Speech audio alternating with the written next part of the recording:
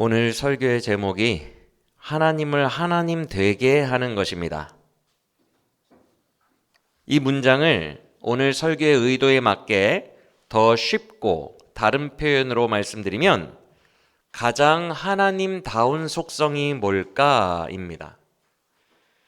신뢰라는 것은, 믿음이라는 것은 그 믿는 대상이 그 믿는 대상 다울 때에 일어나는 것입니다. 가령 의사는 의사다운 게 무엇인지를 우리 모두는 이미지화하고 있습니다. 사람들은 그 대상을 이미 그 대상다운 이미지를 머리에 그리고 살아간다는 것입니다. 그래서 의사는 의사다운 게 이래야 해 라고 생각하고 있다가 그 만난 의사 선생님이 의사다울 때에 믿음이 발생합니다. 그의 진단을 귀 기울여 듣고 그의 약을 의지하게 됩니다. 그래서 그 대상이 그 대상다울 때 믿음이 발생한다는 거예요. 그렇다면 여러분이 이미지화해 놓은 하나님다운 모습은 뭐예요? 하나님의 속성은 정말 많죠. 다 일일이 열거하기가 어려울 정도로 많아요. 전능하심, 전지하심, 무소부재하심, 영원하심, 엄청 많아요. 모두 다 하나님의 속성들 맞습니다. 하나님다운 거 맞아요. 하지만 이런 많은 하나님의 속성들 중에서도 정말 그분을 그분답게 만들어주는 것, 그분을 그분이 되게 해주는 그 강력한 속성이 있다면 그게 뭘까요? 여러분은 뭐라고 생각하세요? 가장 흔히 하는 오해가 능력과 기적의 하나님으로 오해를 하죠. 물론 능력, 기적, 하나님의 속성 중 일부입니다. 하나님은 분명해요. 하지만 그것은 하나님만 가지고 있는 능력은 아니에요. 하나님이 허락하시는 내에서 마귀도 기적을 일으킬 수 있고 천사도 할 수 있어요.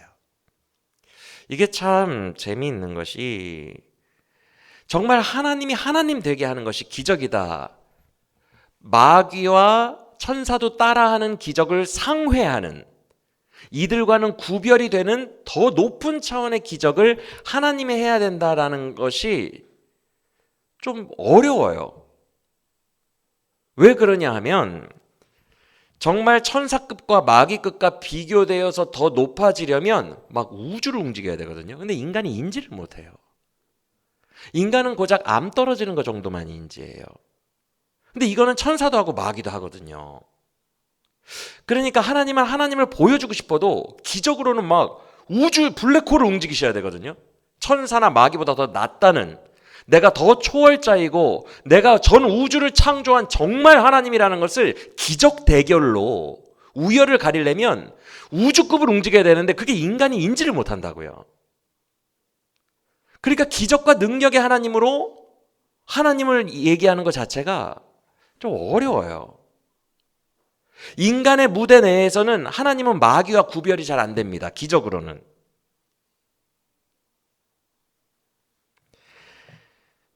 마귀와 천사를 압도하시려면 우주 한 3개 정도 다시 창조하시면 되죠. 그렇죠? 근데 인간의 의식 구조로는 인지를 할 수가 없다. 그래서 기적이라는 게 참 재미있어요. 기적이란 애초에 조건 자체가 인간의 눈높이에 맞춰진 행위라는 거예요. 애초에 인간의 눈높이에 맞춰졌다.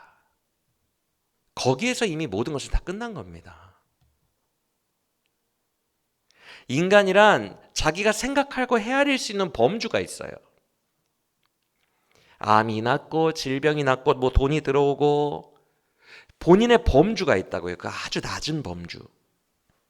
그래서 암이 낫거나 돈이 들어오면 와, 기적이 여겨졌다, 기적이 일어났다라고 생각합니다. 그 수준이에요.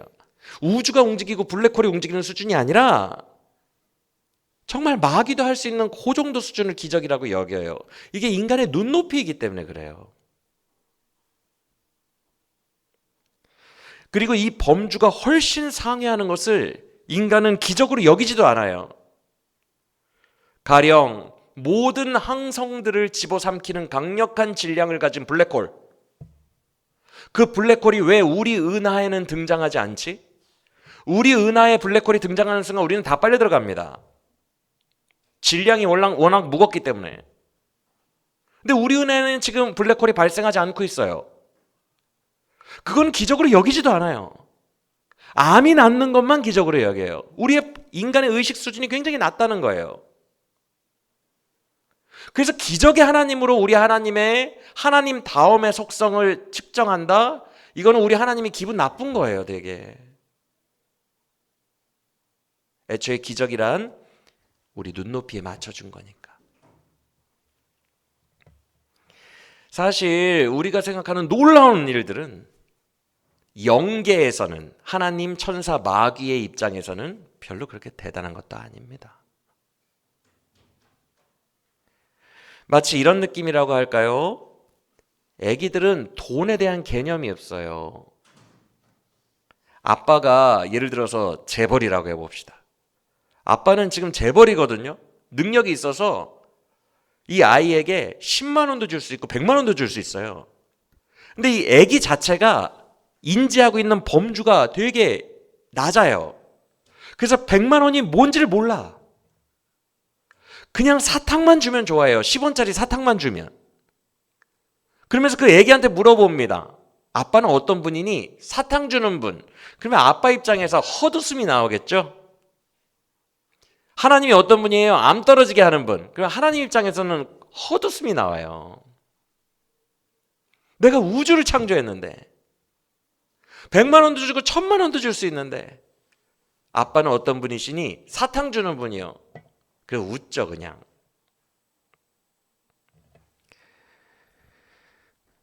아빠는 자녀에게 진짜 영광을 받기를 원해요.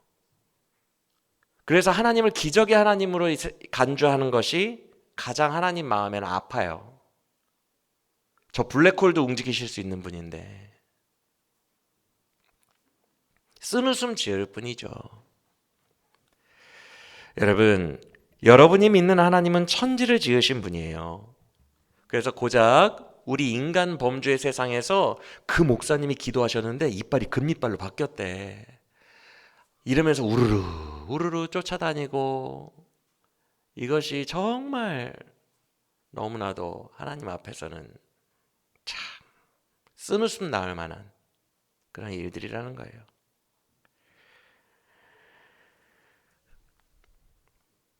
하나님은 자녀에게 진정한 아버지의 스케일로 영광 받기를 원하세요. 자녀가 아버지가 얼마나 위대한 분인지를 알고 영광 돌리기를 원하십니다. 그렇다면 기적이란 인간의 눈높이 내에서 하나님과 마귀가 구분이 안 돼요. 마귀도 다 할 수 있어요. 그 정도 수준은. 구분이 안 되다 보니까 하나님은 내 사랑하는 자녀에게 자녀가 이해할 수 있는 범주 내에서 엄청나게 영광받고 싶어 하시거든요. 기적으로는 이게 안 돼요. 그러면 우리가 이해할 수 있는 범주 내에서 하나님께 무한한 영광과 감격을 올려드릴 수 있을 만한 하나님의 속성이 뭐가 있을까요? 두드러지는, 우리가 이해할 수 있는, 와, 하나님 너무 아름다우시다, 하나님답다라고 경탄하게 되는 그 속성, 그리고 그 속성 때문에 믿음이 발생하는, 신뢰와 든든함이 발생하는, 그것이 뭐가 있을까요? 여러분, 구약과 신약에는 각각 하나님의 속성을 나타내는 정말 중요한 핵심 단어가 하나씩 숨어 있어요. 담겨 있어요. 그것은 바로 구약에는 헤세드, 신약에는 아가페예요. 헤세드는 구약에서 많이 쓰이는 자비, 긍휼이라는 단어예요. 히브리어죠. 반면에 아가페는 헬라어죠. 그리스어죠. 헬라어로 신약에서 많이 쓰이는 사랑이라는, 여러분이 잘 아시는 사랑이라는 단어입니다. 그런데 이 두 단어의 의미가 달라요. 이제 우리가 내년에는 교회 차원에서 성경 통독을 할 겁니다. 내년 당회 때 또 설명을 한번 드리겠지만 성경 통독은 통독만의 아주 좋은 장점이 있어요. 그리고 큐티는 큐티만의 장점이 있어요.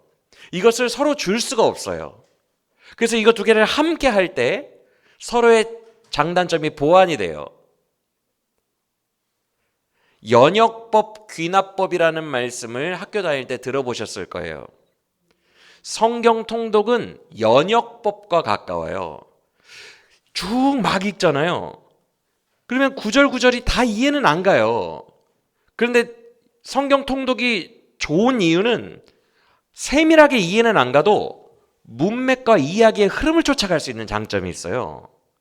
그래서 자세히는 잘 모르겠지만 한 10장씩 읽어 넘기다 보면 느낌이 옵니다. 하나님의 스타일에 대해서.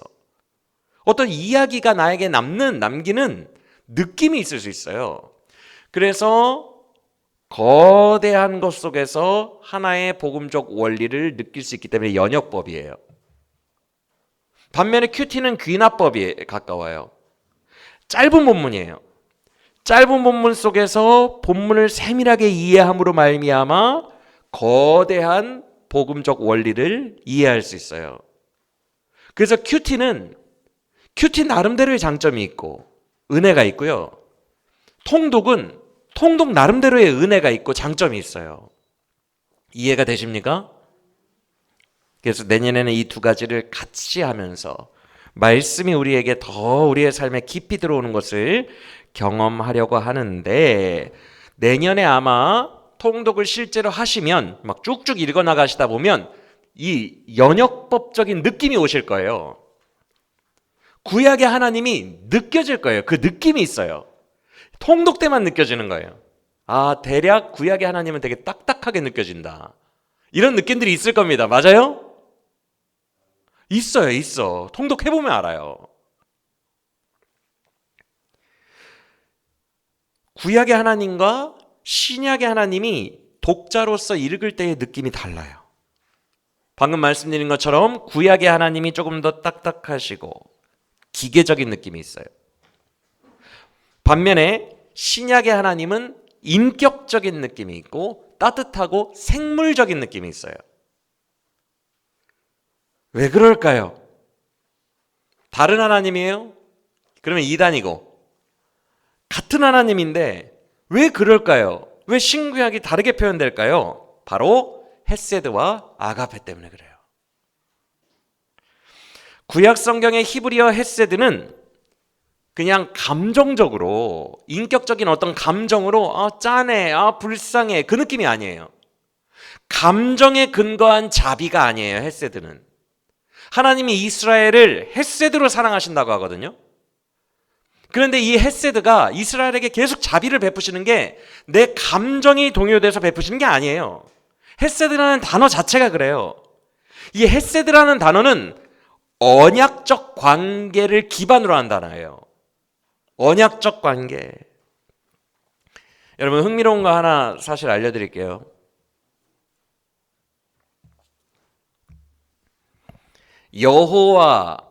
여호와라는 하나님의 이름, 구약 성경에는 잘 나오죠?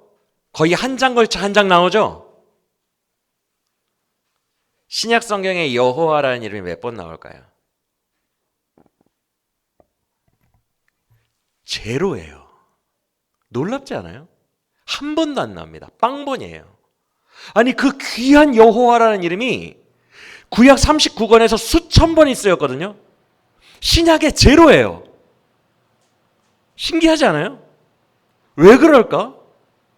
여호와라는 이름 자체가 이스라엘과 언약한 하나님의 이름이에요.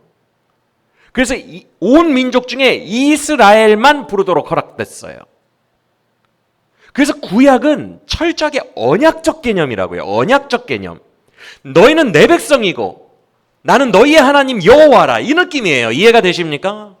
그래서 여호와는 이스라엘의 하나님이에요.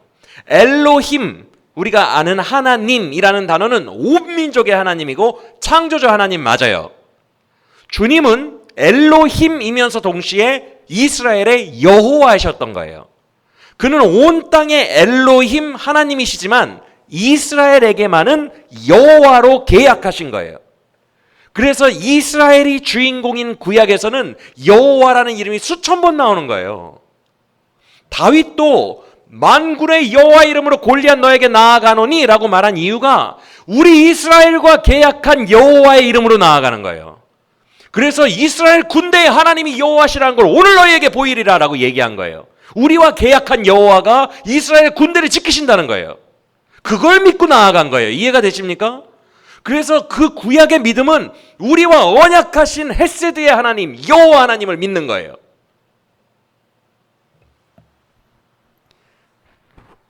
그래서 헤세드도 이 여호와 하나님이 언약의 근거에서 내가 너희와 계약을 했으니까 너희의 어떠한가 상관없이 신실하게 너희를 돌봐줄게, 이런 느낌의 단어예요. 이해가 되세요?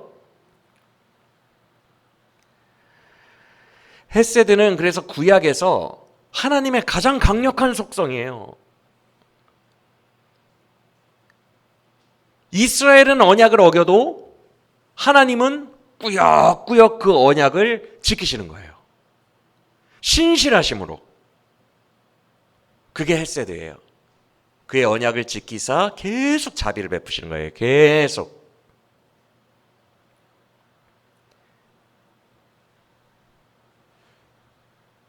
즉 하나님이 이스라엘에게 이스라엘 역사 동안, 구약 역사 동안 베푸신 행동들이 있죠. 자비로 베푸신 행동들이 있죠. 그 모든 행동의 근거가 헤세드 때문이에요. 나랑 언약한 아이들이니 내가 끝까지 책임지겠다, 이런 느낌인 거죠. 그래서 언약을 근간으로 하기 때문에 구약을 읽으면 기계적인 하나님으로 느껴지는 거예요. 계약 문서 때문에 해주는 거다, 이런 느낌이 느껴진다는 거예요. 이해가 되십니까? 감정이 배제되어 있는 거예요. 감정 때문에 구해주는 게 아니에요. 언약 문서 때문에 구해주는 거예요. 그러니까 여러분이 통독을 하시다 보면 와, 하나님이 되게 냉정하게 느껴진다, 이렇게 생각이 드는 거예요.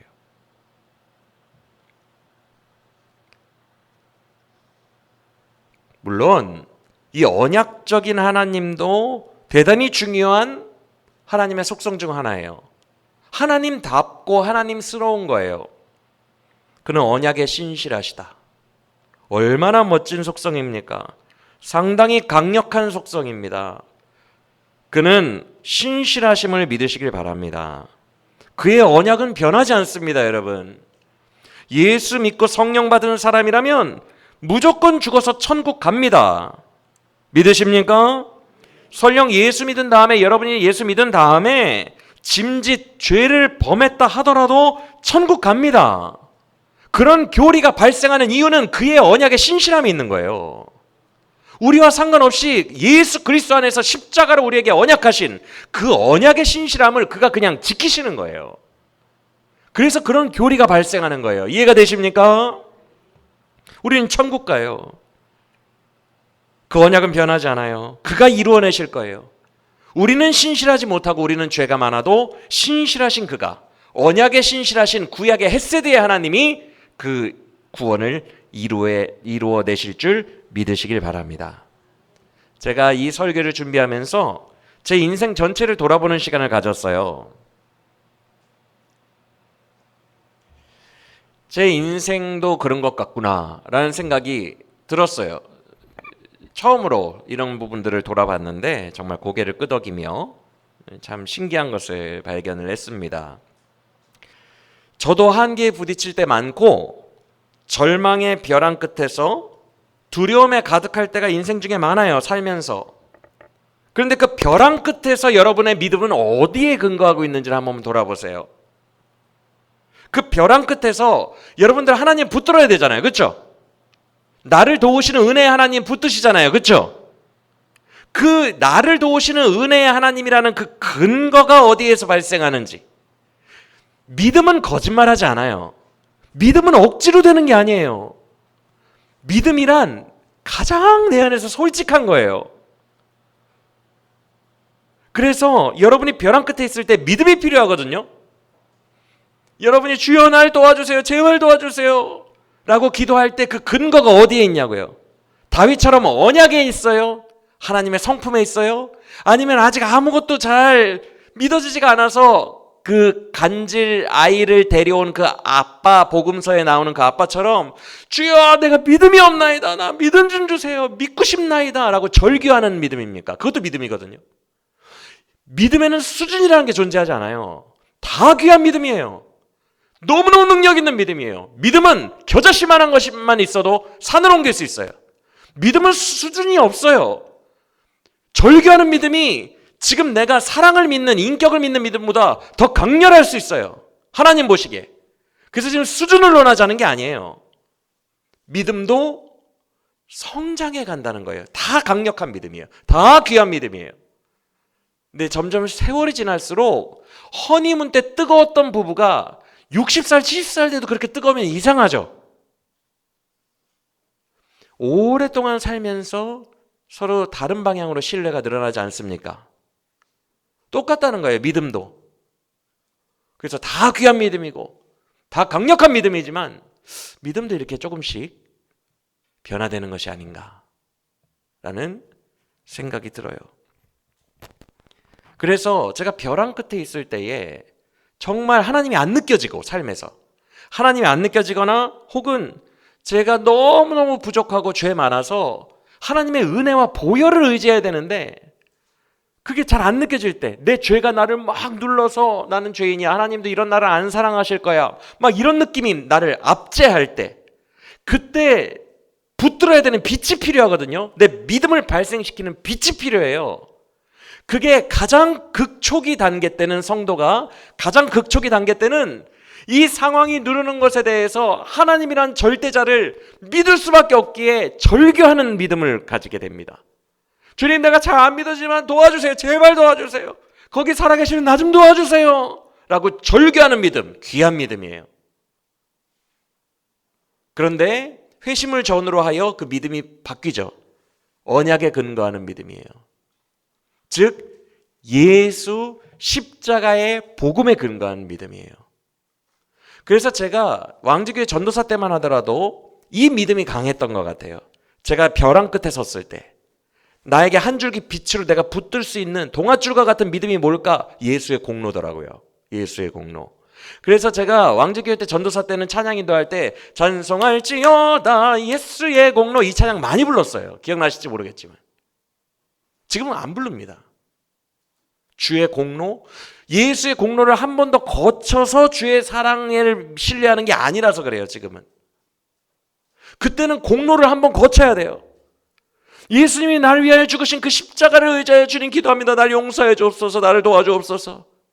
예수의 그 거룩하신 공로를 의지합니다. 예수님을 의존합니다. 예수님의 십자가를 통과하여 나를 바라보소서. 이렇게 한 번을 거쳤다고요. 그래서 법을 많이 얘기했던 것 같아요. 언약에 신실하신 하나님을 많이 얘기했던 것 같아요. 그 주님은 언약에 신실하시니까, 그리스도 안에서 여러분을 절대로 포기하지 않으시니까, 예수님을 한번 거쳐서 여러분을 안경을 쓰고 보시니까, 예수라는 안경을 쓰고 보시니까 여러분 걱정하지 마시길 바랍니다. 그 공로를 붙들었어요. 십자가의 공로, 그가 하신 일, 그의 의로움을 붙들었어요. 근데 어느 순간부터 제가 알지 못하는 사이에 제가 벼랑 끝에서 의지하는 하나님이 바뀌었어요. 조금 더 다이렉트로 바뀌었어요. 예수의 십자가의 복음을 한번 연상해서 올라가는 것이 아니라 그냥 날 사랑하신 하나님, 나에게 언제나 선하신 하나님으로 다이렉트 아버지로 그냥 올라가 버렸어요. 이게 왜 그러냐? 모든 신앙에는 시간이 필요합니다. 시간이. 여무는 시간이 필요해요. 가족도 서로 신뢰를 쌓아가려면 10년, 20년 동안 그 신뢰하는 그 시간이 필요하듯이 신앙도 시간이 필요하더라고요. 그래서 그 시간 동안에 가족이 된 그 하나님 아버지와 계속 지내다 보니까 언약을 한번 거치고 그 언약 때문에 나를 사랑하시고 신실하신 하나님이 아니라 그냥 다이렉트로 날 사랑하시고 나에게 신실하시고 나에게 선하신 하나님으로 바로 연결이 되더라고요. 이해가 되십니까? 그래서 그때는 언약적인 부분을 의지하면서 기도했다면 지금은 그의 성품을 의지합니다. 그의 사랑과 선하심과 신실하심과 그의 날 사랑하신 사랑의 성품을 의지해요.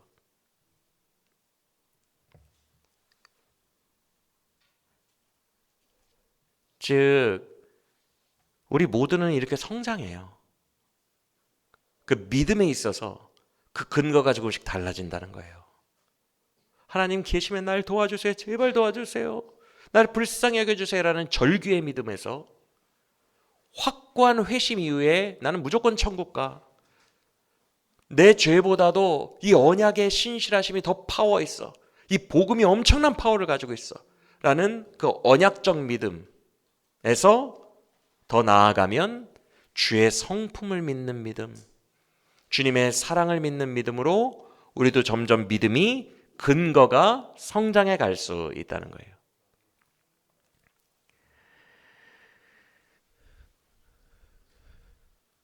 그런데 지금 이런 말씀을 드린 이유가 이런 저의 변화와 성도의 인생의 변화와 정확하게 맞아떨어지는 것이 구약과 신약의 하나님의 차이라는 거예요. 그 얘기를 드리고 싶어서 그런 거예요. 앞서 말씀드린 것처럼 구약의 하나님은 기계적이고 언약적인 느낌이 들어요. 내가 너와 언약한 것 때문에 너를 돌보노라. 이런 느낌이 강해요.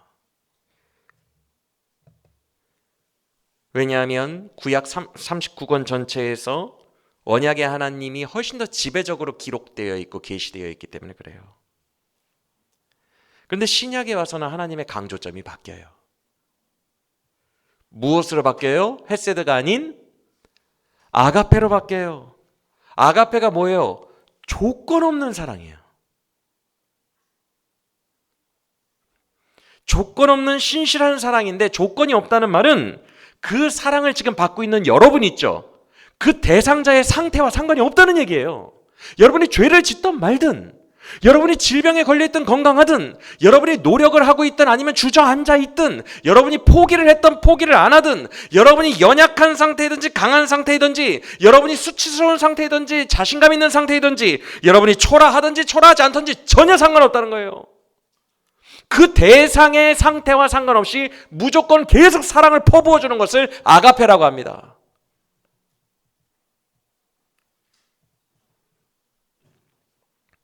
어느 때에든 여러분을 신실하게 사랑해 주시는 그 사랑, 그 아가페로 하나님의 속성이, 그 계시가 전환되었어요. 신약 성경에서.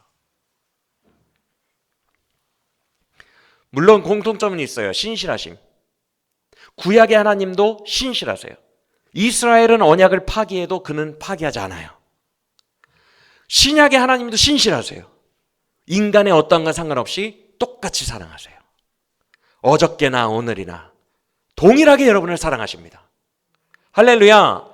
신실하심은 신구약 전체를 관통하는 하나님의 속성이에요. 그런데 그 신실하심의 근거는 약간 다르게 표현하고 계세요. 구약의 헤세드가 언약이라면 신약의 아가페는 성품인 거예요. 이 성품적 하나님을 신약에서는 하나님의 아들인 예수님이 친히 이 땅에 오셔서 전파해 주셨어요. 이거는 예수님이 오셔야만 전파가 돼요. 성품이니까. 예수님이 오셔서 그러셨어요. 너희는 내 안에서 나의 아버지를 보는도다. 예수님이 인간의 몸을 입고 오셔서 하나님의 성품이 뭔지를 보여주셨어요. 바리새인들이 옆에서 뭐라고 해도 죄인, 창기, 세리들을 계속 품어주셨어요. 그 어떤 더러운 나병 환자나 그 어떤 정죄받는 중풍병자가 와도 한 번도 거절하지 않으시고 그들의 죄됨과 어떠함과 상관없이 다 동류요 친구로 삼으셨어요. 다 은혜를 품어주셨어요. 예수님은 인간의 몸으로 오셨기 때문에 하나님을 직접 증거하신 거예요. 그의 성품을. 하나님은 이런 분이다. 그 누구도 거절하지 않고 어떤 죄인도 거절하지 않고 항상 받아주신다. 그는 계시의 실체죠. 아버지를 그대로 복사 붙여넣기 하듯 증언하신 거예요. 무엇을? 아버지의 성품을, 아가페를. 믿으십니까?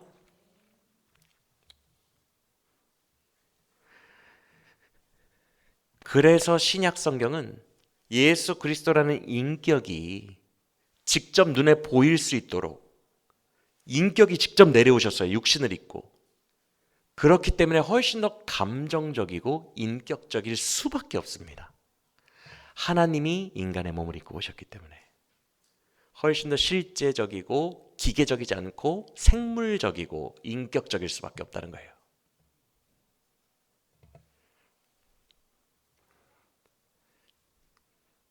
그런데 그가 보여주신 이 성품이, 이 아가페가 신실하시대요. 이 아가페가 신실하시대요. 할렐루야. 여러분, 이건 엄청난 거예요. 이런 아가페적인 사랑에 신실하신다는 게 이게 말이 됩니까? 여러분, 이렇게 이해하기 어려운 게 있어요? 여러분이 지금 죄지고 설령 부끄러운 범죄를 했을지라도 그의 아가페적인 사랑은 신실하고 변함이 없다는 거예요. 여러분, 이게 인간으로서 이해가 됩니까? 어떻게 이럴 수 있어요? 우리가 1000번 주님을 배신하고 1000번 악한 길로 걸어가도 그의 사랑은 변함없이 우리를 여전히 붙들고 계시고 그 사랑을 부어주고 계시다는 거예요. 어떻게 이럴 수 있을까? 그래서 구약시대의 언약적 하나님은 어떻게 보면 초등교육에 가까워요. 언약에 신실하신 하나님도 물론 엄청난 분이시거든요. 인간의 대상에 어떠한 건 상관없이 계속 하시니까, 그 언약을 지키시니까. 인간은 다 배신해도 스스로는 묵묵히 혼자서라도 언약을 지키시니까, 헤세드 하시니까 정말 하나님다워요. 정말 든든해요. 정말 멋있어요. 구약의 언약의 하나님도 정말 하나님다운데 이것만으로도 충분히 신앙생활이 가능합니다. 이런 하나님도 충분히 믿음을 발생시킵니다. 그런데 구약의 하나님, 언약의 하나님이 초등 과정이라면 더 고등 과정은 그의 성품의 신실하심을 믿는 거예요. 그의 나를 향하신 신실하신 사랑, 그 조건 없는 아가페의 사랑을 믿는 것입니다. 앞서 말씀드린 것처럼 여기는 시간이 필요해요. 주님과 함께 살아가는 그 시간들이 필요하고요. 저절로 그 시간 속에서 가족과 신뢰관계가 발생하듯 점점 신뢰관계가 발생하는 거죠. 그래서 신약에서의 하나님의 호칭은 여호와가 한 번도 안 쓰이고 파테르, 아버지로 바뀝니다. 이해가 되세요? 인격적인 가족이니까 아버지로 바뀌는 거예요. 구약에서는 하나님을 아버지라고 부르라고 말한 적이 단 한 번도 없어요.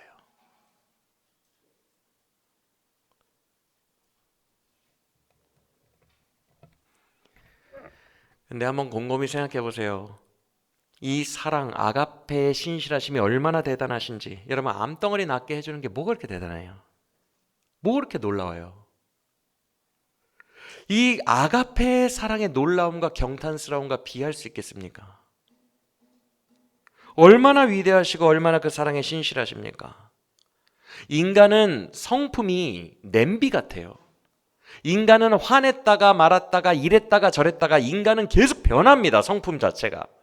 근데 하나님의 성품은 변하질 않는데요. 이 아가페의 사랑은 변하질 않는데요. 신실하시대요. 얼마나 놀라워요. 그래서 이 아가페의 속성이야말로 하나님을 영광스러운 하나님답게 해주는 하나님다운 가장 영화로운 속성이고 강력한 속성임을 믿으시길 바랍니다. 그래서 이런 아가페의 하나님을 우리가 알고 이런 하나님의 사랑을 찬양할 때 하나님은 정말 흡족해 하시죠. 네가 참으로 나를 아는구나. 참으로 아빠의 위대함을 아는구나. 이 녀석이 많이 컸구나. 아빠의 진짜 능력이 무엇인지, 아빠를 의지할 수 있는 근거가, 진짜 근거가 무엇인지를 이제 네가 점점 알아가는구나 라고 우리의 사랑을 찬미할 때에 주님은 흡족해 하신다는 것입니다. 그리고 이것이 진짜 거룩이에요. 여러분, 율법주의자들이 생각하는 거룩은 죄 안 짓고 깔끔한 거룩이잖아요. 죄가 없는 상태의 성결이잖아요.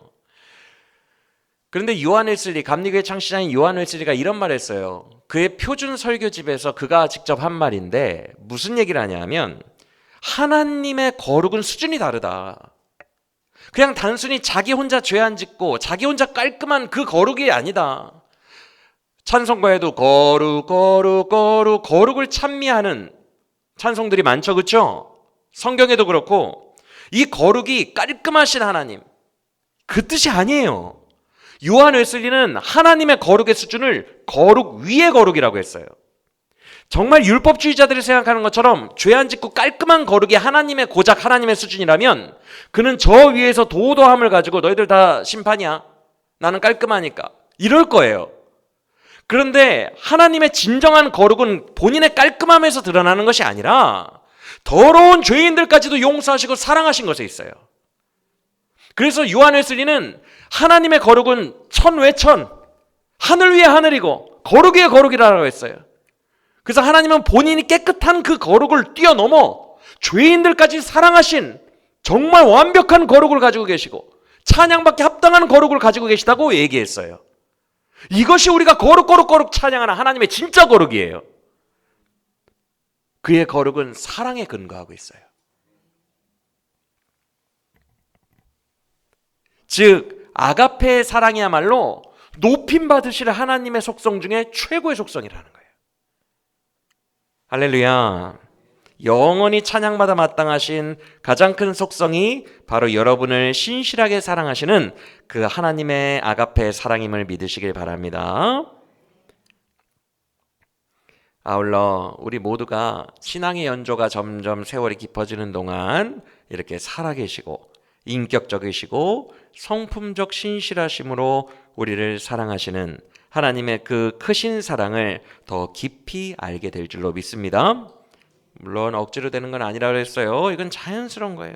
모든 믿음이 다 귀해요. 그리고 모든 믿음이 다 강력해요.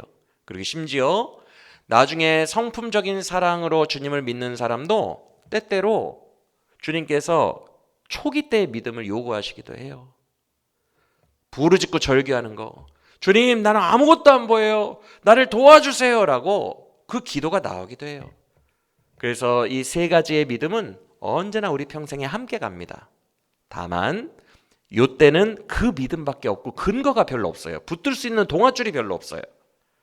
내 안에 믿음을 발생시키는 근거가 별로 없어요.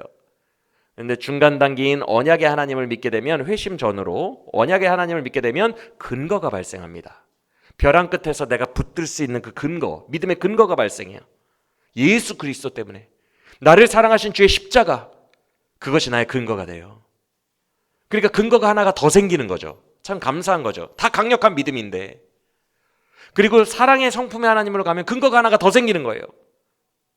그렇게 믿음의 풍성함으로 우리의 삶을 인도하실 줄 믿습니다. 그래서 우리가 점차 깊어진 삶으로 주님께 영광 돌리며 언제나 신실하신 하나님을 의지하며 살아가기를 간절히 축원합니다. 네, 이 언약의 속성이 구약은 강조되어 있다고 했잖아요. 언약의 하나님이 더 강조되어 있다고 했죠. 인격적 하나님보다. 그럼에도 구약에 신약적인 하나님이 가끔씩 드러나는 본문이 있어요. 진짜 많지는 않아요. 신약적인 하나님이란 사랑 운운하시며 감정적으로 드러내시는 거거든요. 이런 신약적인 감정적인 하나님이 스스로를 드러내신 장면이 구약에는 정말 많이 없어요. 진짜 없어요. 희귀하죠. 그래서 오늘 본문이 너무 귀해요. 특히 여러분들이 잘 아시는 오늘 본문 11장 8절, 내가 어찌 너를 버리겠느냐, 내가 어찌 너를 놓겠느냐, 이 구절은요 구약 성경 전체에서 탑이라고 보시면 돼요. 이렇게 하나님이 감정을 절규하듯이 내뱉은 적이 없어요. 구약은 내가 너희를 이렇게 사랑한단다, 라고 신약적인 그 속에 감춰진 그 감정들을 다 뱉으신 거예요, 지금. 그래서 이 구절이 구약 전체에서 가장 은혜로운 구절이에요. 뭐 예를 들어서 에스겔서에 피투성이가 되었더라도 사람만 있으라, 이런 구절들도 되게 아비의 감정이 느껴지죠. 피투성이가 되었더라도 사람만 있으라, 내가 너를 가서 구해주리라. 근데 그것과 비교가 되지 않아요. 이게 가장 강력합니다, 구약 전체에서. 여러분들은 구약에서 가장 은혜로운 구절을 오늘 만나신 거예요. 할렐루야. 오늘 본문은 그래서 어미로서의 모성애의 극치를 보여줍니다. 구약에서 희귀한, 아주 희귀하고 보물과 같은 의인화된 사랑의 표현이 오늘 본문에 담겨 있어요. 사실 오늘 본문은 개역개정 성경이 그 원어의 뉘앙스를 잘 담아내질 못했어요. 그래서 사실 굉장히 감정적이고 감정이 풍부한 그런 본문인데, 개역개정 성경이 번역을 이걸 잘 담아내지를 못해서 여전히 기계적인 하나님을 느껴지게 만들었어요. 이해가 되시죠? 그래서 오늘 본문만큼은 정말 주님이 작정하고 그에 감춰진 성품적 하나님을 드러내신 거니까 우리가 충분히 이 하나님을 느껴봤으면 좋겠어요.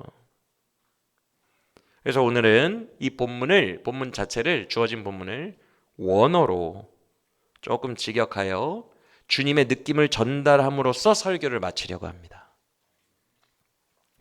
오늘 본문 속에서 여러분을 사랑하시는 하나님의 그 사랑을 말씀을 통해 조금이라도 더 많이 느끼고 돌아가시기를 축원합니다. 먼저 11장 1절에서 주님은 이스라엘을 사랑하는 내 아들이라고 부르십니다. 마찬가지로 여러분도 예수 그리스도의 언약 안에서 하나님의 사랑하는 자녀임을 믿으시길 바랍니다. 사랑하는 내 아들, 사랑하여라고 되어 있지만 사랑하는 내 아들이라고 부르셨어요. 내 아들.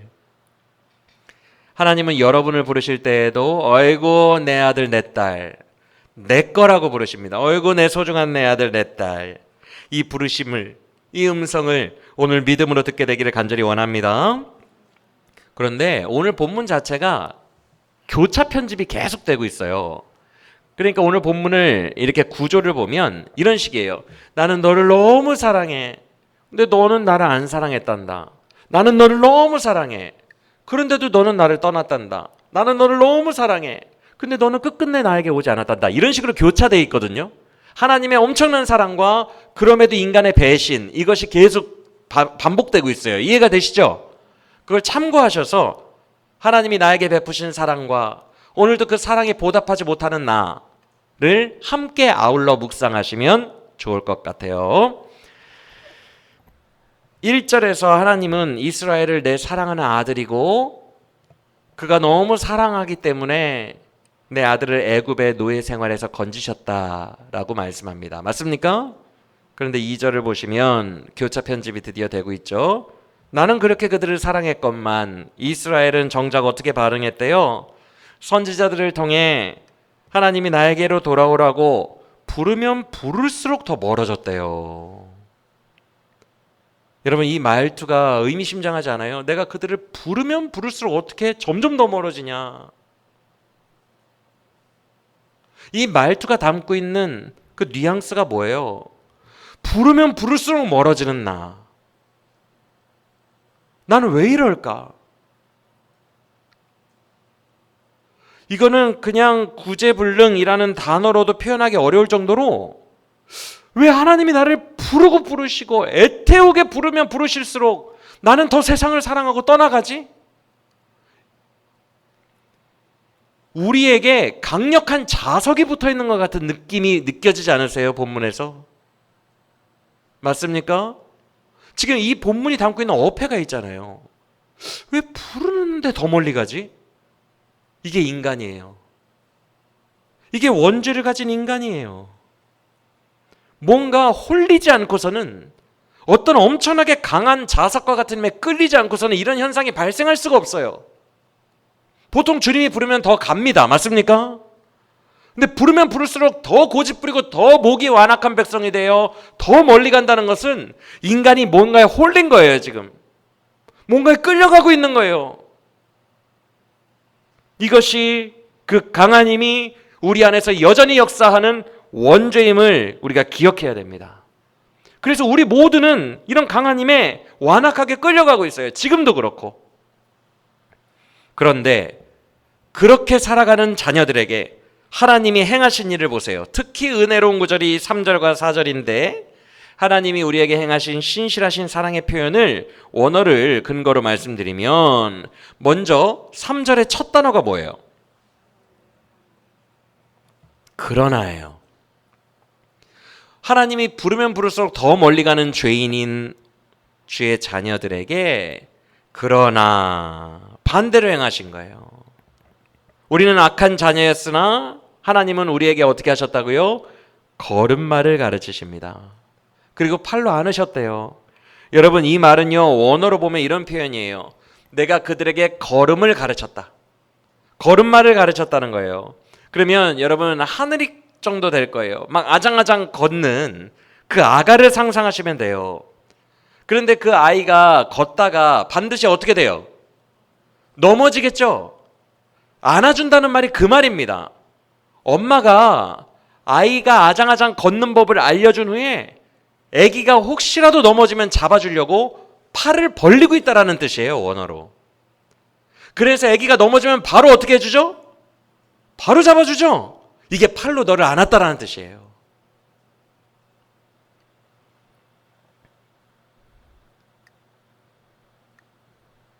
엄마의 모습을 말씀하고 계신 거예요. 오늘 주님은 철저하게 엄마로서 의인화하고 계세요. 모성애로서. 처음부터 끝까지. 또 3절의 뒷부분은 아이가 아플 때에 어미가 노심초사 걱정하며 치료하고 돌보는 모습을 말합니다. 그 못난 자녀인데도 아이가 아프면 하나님은 우리의 엄마들처럼 똑같은 마음으로 그들을 돌보며 악하든 말든 걱정하며 치료하시는 거예요. 하나님이 우리를 그렇게 돌보셨다는 거예요. 그런데 3절 마지막에 또 교차되죠. 내가 그들을 이렇게 걸음마를 가르치고 이렇게 애지중지하며 안아주며 행여라도 넘어질까 봐 걱정하며 혹시 넘어지고 아파하면 내가 돌보며 치료하여 주었거늘 그들은 그들을 돌봐주는 이가 나인 줄 알지 못하였도다.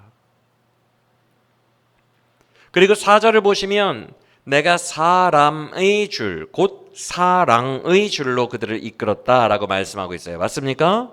이게 무슨 뜻이냐면 저를 보세요. 이스라엘 사람들에게는 두 개의 줄이 있었어요. 그냥 흔히 생각할 때 소나 짐승을 끄는 줄이 있었어요. 그것은 콧뚜레를 뚫습니다. 그래서 아프게 만들어요. 그래서 그 줄로 소나 말을 끌어요. 이런 줄이 있었고 이건 아주 강압적인 종 부리듯이 하는 그런 줄이에요.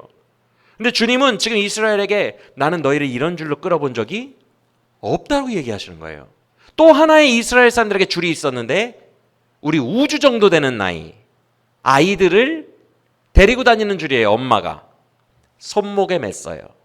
이거는 커다란 밧줄이 아니라 아주 얇고 가벼운 노끈 같은 거 손목에 메고 다녀요. 이거는 애를 막 야 일로 와 이게 아니라 그러려고 장착한 줄이 아니라 이 애를 잃어버리지 않으려고 장착한 거예요. 목적 자체가 달라요. 소의 코에 뚫은 콧뚜레는 내가 잡아서 내가 원하는 쪽으로 종처럼 부리려고 하는 줄이에요.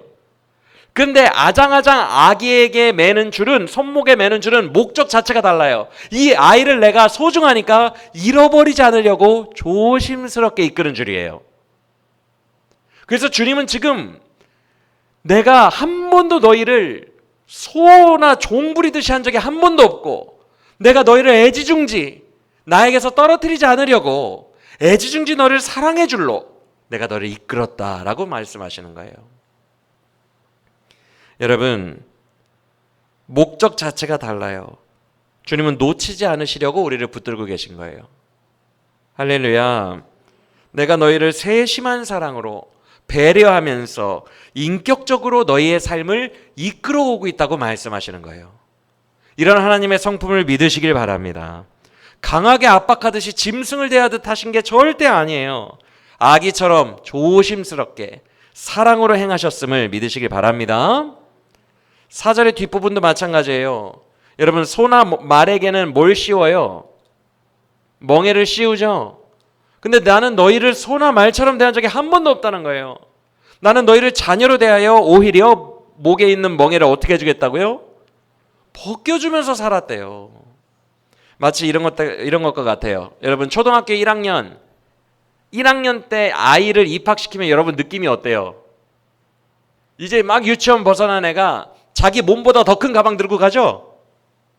그러면 그 가방 들고 꾸역꾸역 학교 공부한답시고 가는 그 애 모습이 짠해요, 안 짠해요? 짠해요. 분명히 거기 선생님이 막 다 준비물 들고 오라 그래서 엄청 무거울 텐데 막 자기보다 엉덩이까지 내려오는 가방을 들고 막 이렇게 꾸역꾸역 걸어가는 모습이 짠하니까 엄마가 뒤에 따라가다가 어떻게 해줘요? 살짝 밑을 들어주죠? 이렇게 밑을 이렇게 들어주면 아직도 걔는 어깨에 자기 가방을 메고 있지만 무게는 느껴져요, 안 느껴져요? 뒤에서 엄마가 이렇게 들어주니까 안 느껴지죠? 그 원어예요. 너희의 턱을 내가 손으로 들어준다는 거거든요. 왜냐하면 턱에 멍에가 매여 있으니까. 그 원어예요. 그러니까 엄마가 뒤에서 너무 짠하니까 가방 들어주는 그 느낌이에요. 멍에를 내가 받쳐주고 있다. 내가 너희를 그렇게 키웠다.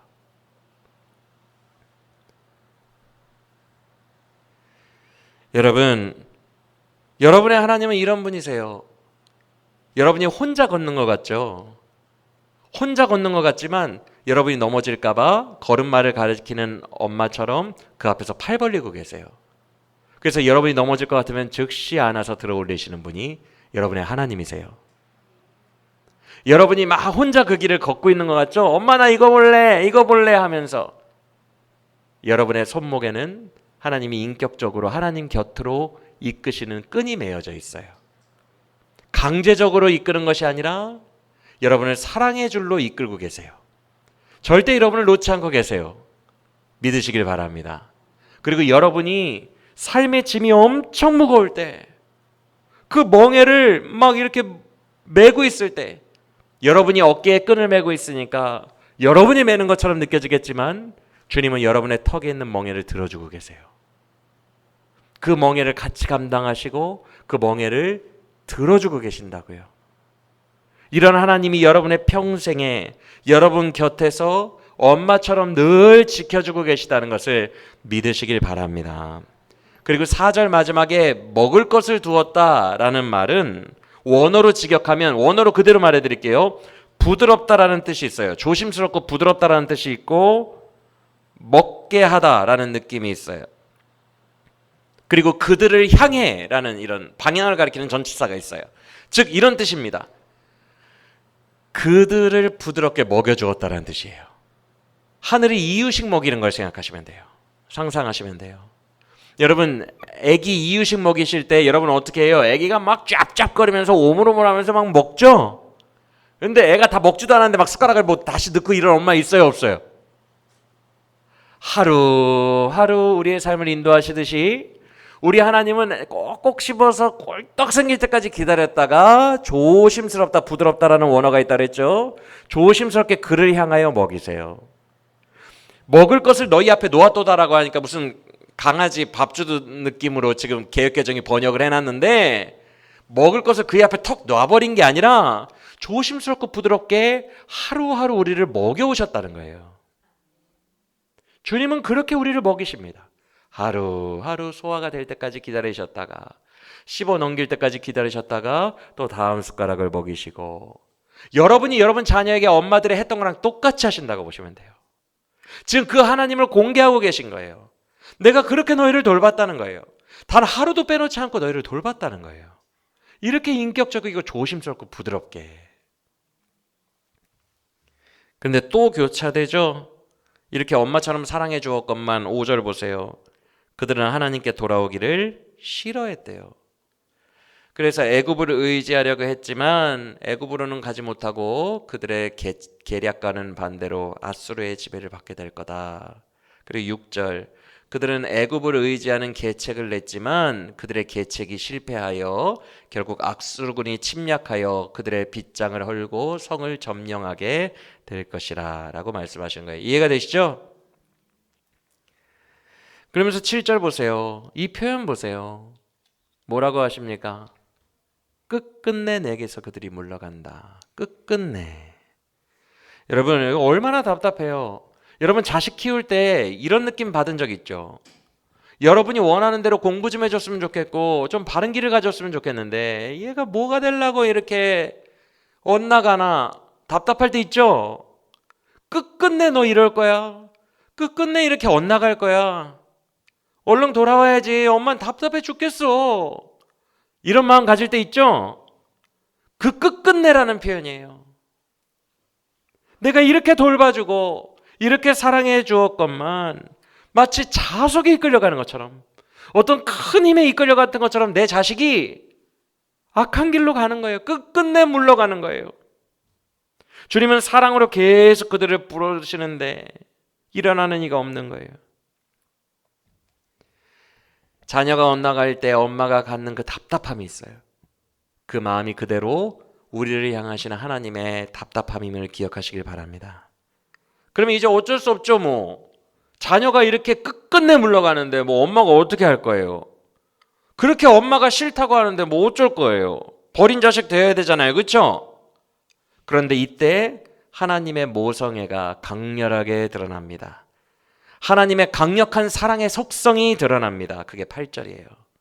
8절 보세요. 버려 마땅한 자식인데 끝끝내 물러가는 자식인데 하나님의 감정은 전혀 다르다는 거예요. 에브라임아, 네가 나를 그렇게 떠나더라도 내가 어미인데 내가 너를 어떻게 놓겠느냐, 내가 너를 어떻게 버리겠느냐라고 절규하십니다. 이게 절규인 이유가 어찌라는 단어가 4번이나 쓰이고 있는데 이 어찌라는 단어가 히브리어로 대체 어떻게 그럴 수 있느냐라는 뜻이에요. 그러니까 하나님은 절규하고 계신 거예요. 내가 대체 너를 어떻게 버리겠니? 오늘도 죄짓고 연약함과 부끄러움과 수치의 삶을 살고 있는 우리에게 주님이 하시는 말씀이에요. 그렇다고 해서 내가 너를 버릴 수 있겠느냐? 내가 네 엄마인데. 그래서 8절에 그 다음에 나오는 두 지명 아드마와 스보임은 이게 어떤 도시냐 하면 소돔과 고모라가 초토화되고 멸망할 때 옆에 있던 도시예요. 같이 망했던 도시예요. 지금 왜 소돔과 고모라라고 할 것이지 유명한 지명을 얘기할 것이지 왜 듣도 보도 못한 이런 소도시의 이름을 명명하실까요? 이게 하나님 아버지의 마음이라서 그래요. 여러분 이 땅은 심판받을 겁니다. 모든 죄인은 다 심판받을 거예요. 그런데 하나님 아버지께서 소돔과 고모라처럼 이 전체가 다 심판받을 텐데 아드마와 스보임 같은 아주 작은 소도시와 같은 우리 한 명 한 명 주의 자녀들이 그 불길에 함께 휩싸여서 지옥 불길에 타들어가는 것을 엄마는 못 본다는 거예요. 이해가 되십니까? 그래서 작은 소도시를 얘기하신 거예요. 전체가 이 지구가 멸망하는 날 너까지 멸망하는 꼴은 내가 못 보겠다는 거예요. 이것이 아들 예수님을 보내 우리를 구원하신 아버지의 마음입니다. 못 보는 거예요.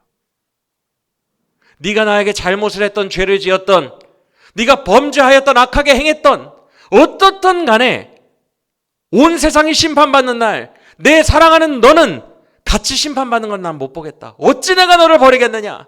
내가 어찌 너를 놓겠느냐? 나는 너만은 구원할 거다라는 엄마의 절규가 예수 그리스도를 보내 우리를 지옥에서 구원하신 하나님 아버지의 마음임을 믿으시길 바랍니다.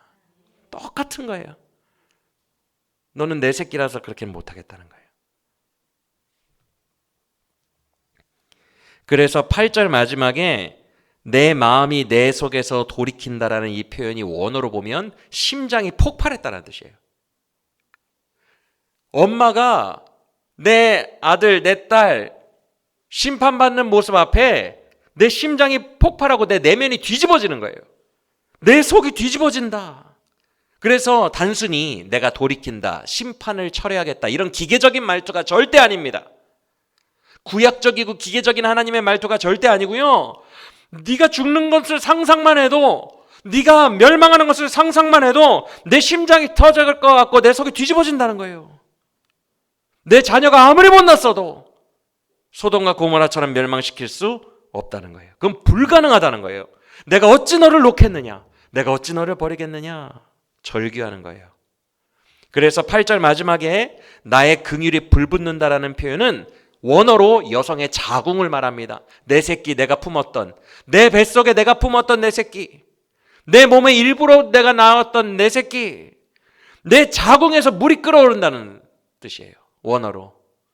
이 모성애가 아주 근본적인, 그가 태어난 이후로는 삶에서 죄만 지었더라도 내 뱃속에서 태어난, 내 뱃속의 아주 근원, 여기에서부터 내 사랑하는 자녀에 대한 내 아픔이 막 끓어오른다는 거예요.